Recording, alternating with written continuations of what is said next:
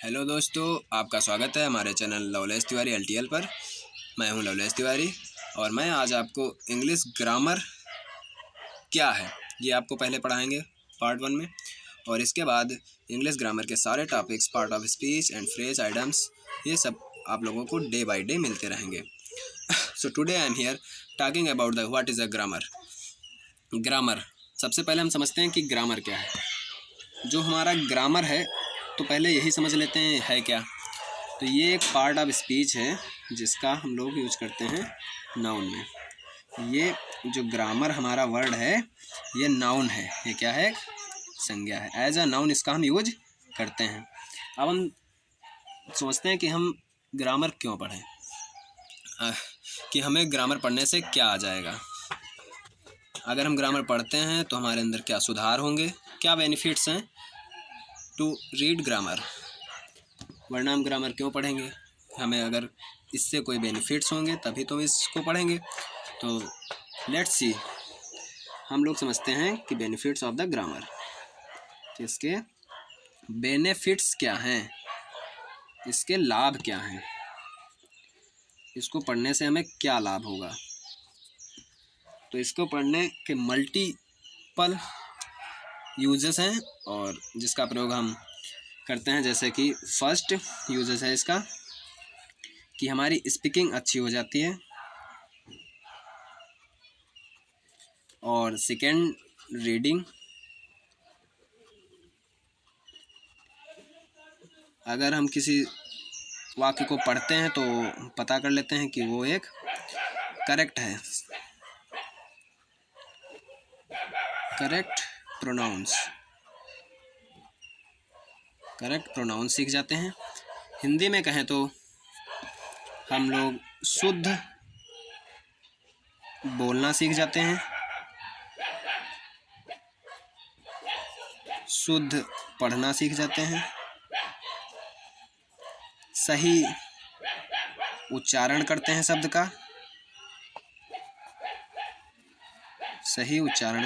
का, और चौथा है कि हम लोग सही लिखते हैं, राइटिंग भी हमारी हम लोगों की सही हो जाती है। There are multi uses of the grammar. So today I am here to learn what is the grammar. हम लोग शुद्ध लिखना भी सीख जाते हैं। जब कोई हमसे पूछता है कि what is the definition of the grammar, तो मतलब डेफिनेशन का मतलब क्या होता है, जैसे कि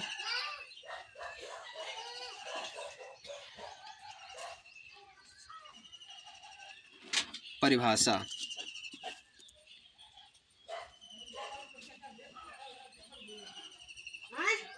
बोल दी रेडी।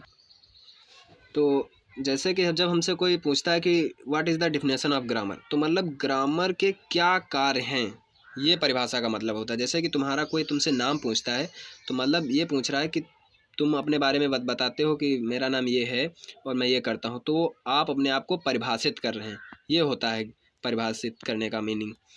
तो यहाँ पर ग्रामर को अगर हम डिफ़ाइन करेंगे या उसे परिभाषित करने की कोशिश करें तो देखा जाए तो जो हमारे बेनिफिट्स होते हैं वही ग्रामर की डिफिनेशन भी होती है। तो डिफिनेशन होती है grammar is a word which that improve my speaking, reading, correct pronunciation and writing etc. That's it all. अब हम समझते हैं कि अगर एक ग्रामर बनी तो ये बनी कैसे, कि इसकी नींव क्या है, कि इसको किसने बनाया, किन शब्दों से मिलकर ये बनी। What is the fundamental unit of the grammar.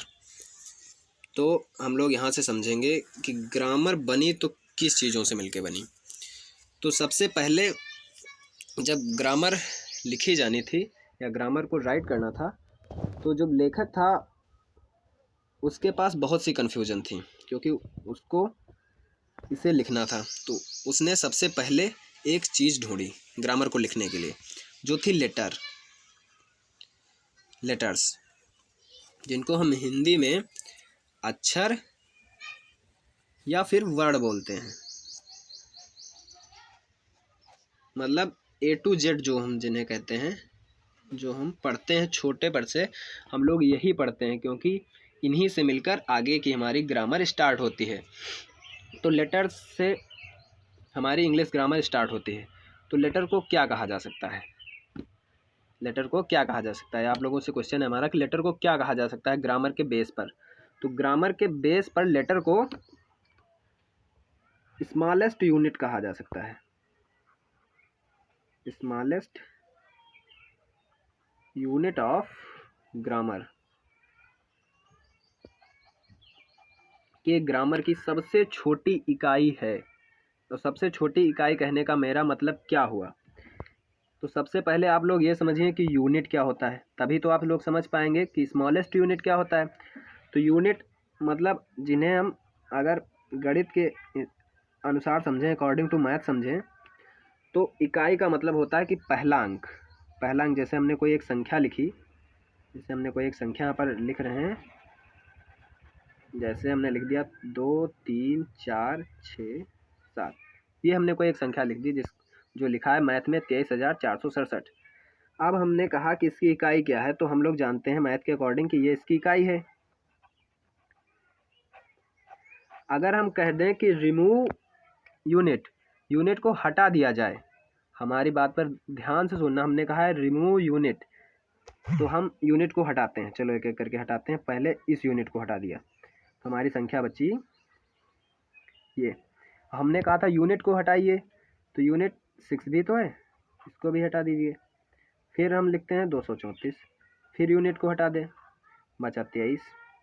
फिर यूनिट को अगर हम हटा दें तो बचेगा 2, अगर 2 को भी हटा दें तो बचेगा कुछ नहीं, नथिंग वी फाउंड दैट, हम कुछ नहीं प्राप्त करेंगे। इसलिए इकाई का मतलब वह होता है, जैसे कोई घर है, हमें घर बनाना है, बिल्डिंग बनाना है, तो ये जो बेस होता है जिसे हम नींव कहते हैं, बेस, आधार, जिस पे हमें पूरी ग्रामर खड़ी करनी है, ये ग्रामर है, तो ये उसका आधार है। ये A to जो Z हम पढ़ते हैं उसका क्या है? आधार है, जिससे हमारी पूरी ग्रामर खड़ी हुई है।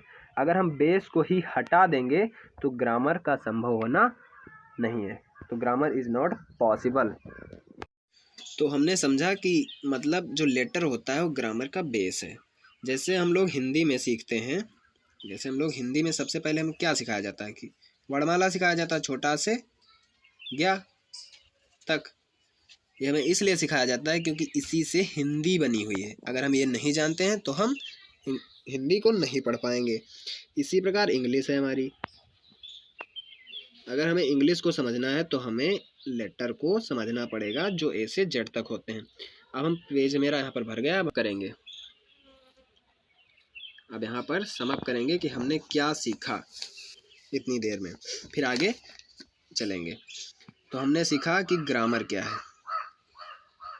हमने सीख लिया कि ग्रामर क्या है। तो ग्रामर क्या है? ये हमें स्पीकिंग सिखाती है, speaking, writing, reading and ETC, और जो कुछ हमने सीखा। और इसकी स्मॉलेस्ट यूनिट क्या होती है? लेटर्स। लेटर्स क्या है? इसकी न्यू है या इसकी स्मॉलेस्ट यूनिट है। इनसे मिलकर हमारी ग्रामर बनी हुई है। अब लेटर्स को एक क्रम में रखना था। जो लेखक था, जो ग्रामर लिखना चाहता था, उसके पास बहुत सी कन्फ्यूजन थी, क्योंकि लेटर अपने अपने हिसाब में घूम रहे थे। वाई उधर जा रहा था तो जेड उधर घूम रहा था। वह क्यों कह रहा था मैं आऊँगा नहीं, कोई अपने डी इधर उधर भाग रहा था, सब इधर उधर भाग रहे थे, एक पास कोई नहीं था। तो लेखक ने इन्हें एक क्रम में, लेखक ने इन्हें क्या किया? एक ऑर्डर बनाया, एक राइटर ने एक क्रम बनाया जिसके अनुसार इनको इकट्ठा किया गया। ये एक ऑर्डर था। ऑर्डर किस क्रम पे बनाया? इनके उच्चारण पे, इनके उच्चारण पे इनको एक ग्रुप में, एक क्रम में रखा गया, जिसके द्वारा इन्हें समझा जा सकता है, वरना इन्हें एकत्रित करना बहुत ज़्यादा डिफ़िकल्ट था। तो इन्हें एक क्रम में बनाया गया, एक क्रम में रखा गया, जिसे अल्फ़ाबेट कहा गया। अल्फ़ाबेट कहा गया, वर्णमाला हिंदी में कहें तो वर्णमाला। और ये किस आधार पे थे, तो उच्चारण के आधार पे, जिसके कारण लेटर के दो प्रकार बन गए, 2 types of letters, 2 types of letters. Letter के दो प्रकार बन गए, किसके कारण, क्योंकि इन्हें उच्चारण के क्रम पे उन्होंने रखा था। तो 2 टाइप्स कौन कौन से बने, पहला जो आप लोग जानते ही हैं, वॉवेल, जिन्हें हम स्वर कहते हैं, और दूसरा था कॉन्सोनेंट्स, जिन्हें व्यंजन कहते हैं, ये किस आधार पर बने, उच्चारण के आधार पे। तो वॉवेल, जैसा कि आप लोग जानते भी होंगे कुछ लोग, कि हमारे 5 होते हैं, ए ई आई ओ यू। और व्यंजन कौन से होंगे, एक्सेप्ट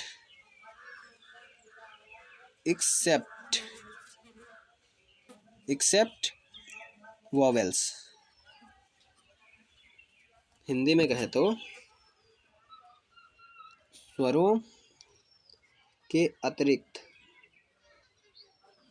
स्वरों के अतिरिक्त जो बचे, उन्हें हम लोग व्यंजन कहते हैं। ये इसलिए बने क्योंकि इनका उच्चारण अलग अलग है। स्वर वे होते हैं जिनका उच्चारण हम without help of body organ it pronounce that is called vowel.